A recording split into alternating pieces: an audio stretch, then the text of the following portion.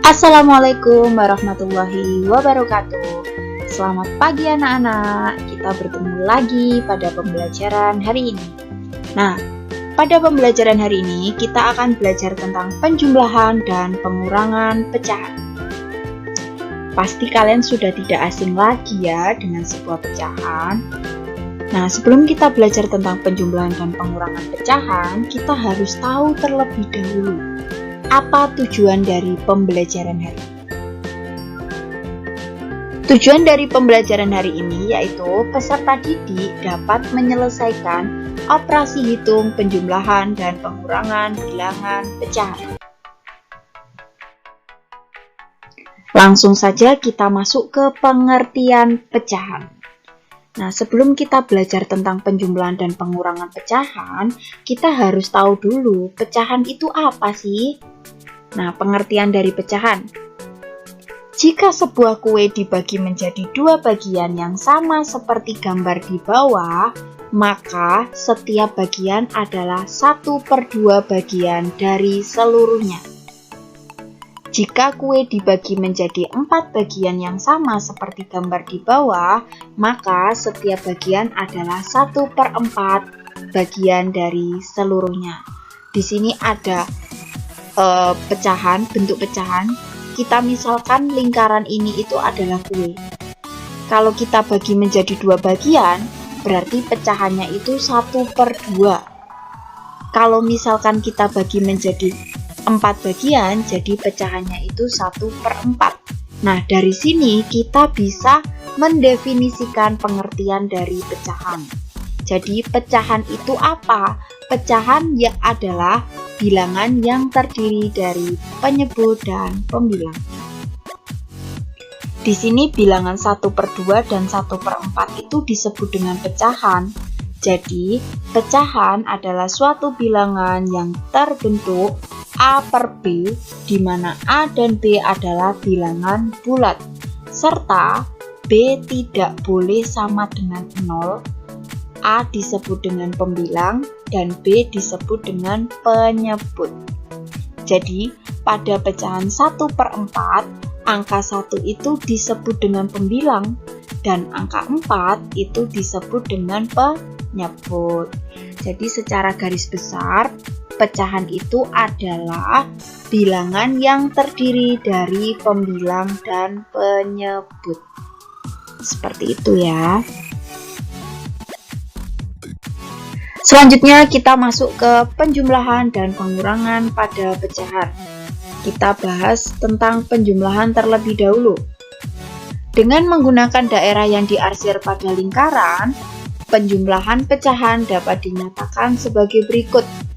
Nah, di sini ada bentuk dari pecahan. Jadi ada lingkaran, ada 4 bagian, dan 2 bagian yang diarsir.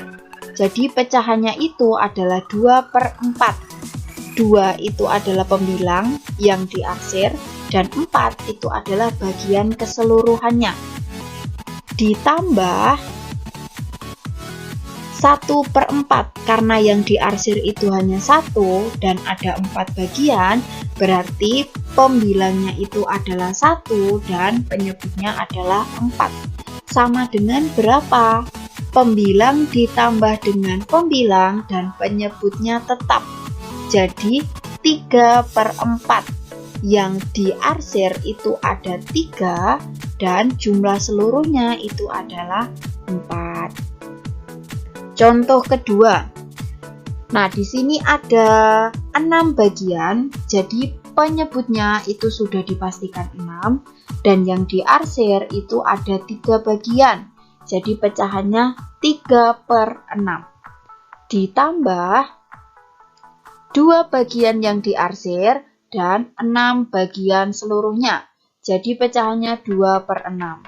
3/6 ditambah 2/6 itu sama dengan 5/6. Nah, ini termasuk penjumlahan dari sebuah pecahan. Selanjutnya, Dari contoh di atas, ternyata hasil penjumlahan pecahan-pecahan yang memiliki penyebut sama dapat diperoleh dengan cara menjumlahkan pembilang-pembilangnya saja, sedang penyebutnya tetap. Menentukan hasil penjumlahan pecahan disebut juga menyederhanakan pecahan. Kita perhatikan contoh berikut. Tentukan hasil penjumlahan pecahan-pecahan berikut. Di sini ada 1, 5/12 ditambah 6/12. Yang kedua, ada 10/50 ditambah 29/50. Nah, kalau soal penjumlahan dengan penyebut yang sama, kita tinggal menjumlahkan pembilangnya saja. Jadi untuk soal yang nomor 1, itu jawabannya 5 ditambah 6/12. 5 ditambah 6 itu sama dengan 11, penyebutnya tetap 12. Nah, untuk soal yang kedua, 10 ditambah 29/50 sama dengan 39/50. Jadi kalau penyebutnya sama, kita tinggal menjumlahkan atau mengurangi pembilangnya saja.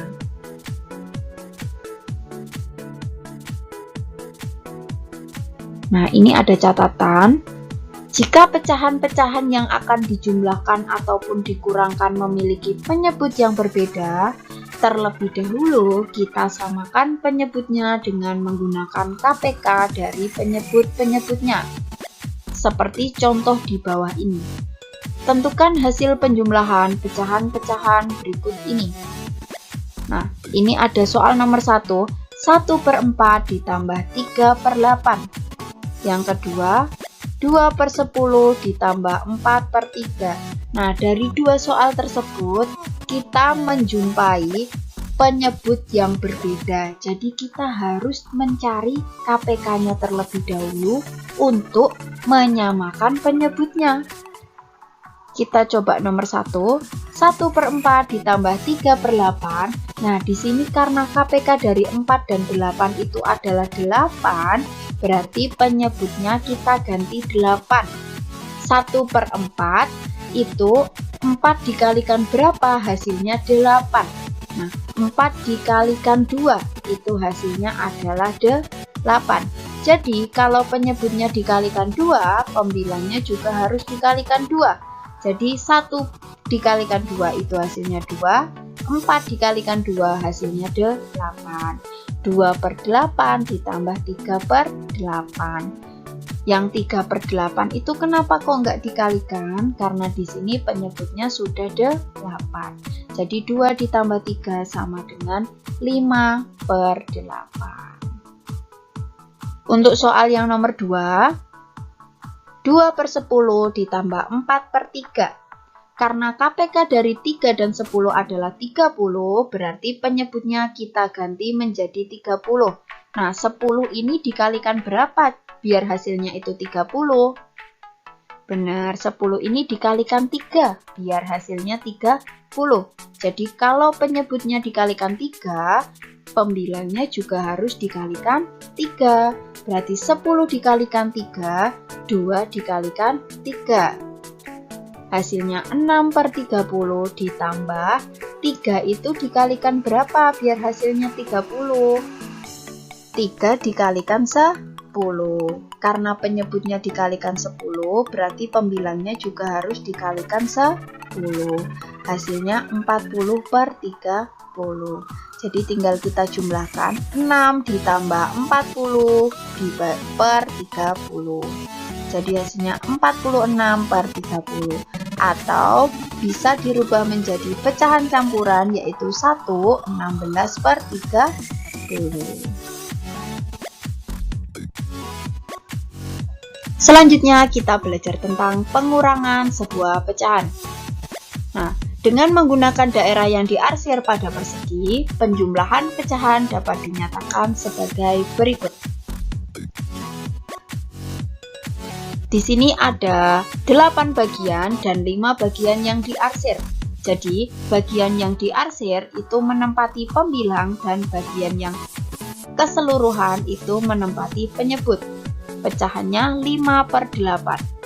Dikurangi bagian yang diarsir itu ada 3 bagian dan bagian seluruhnya itu ada 8 bagian. Dikurangi 3/8 sama dengan 5 dikurangi 3 itu hasilnya 2. Jadi 2/8.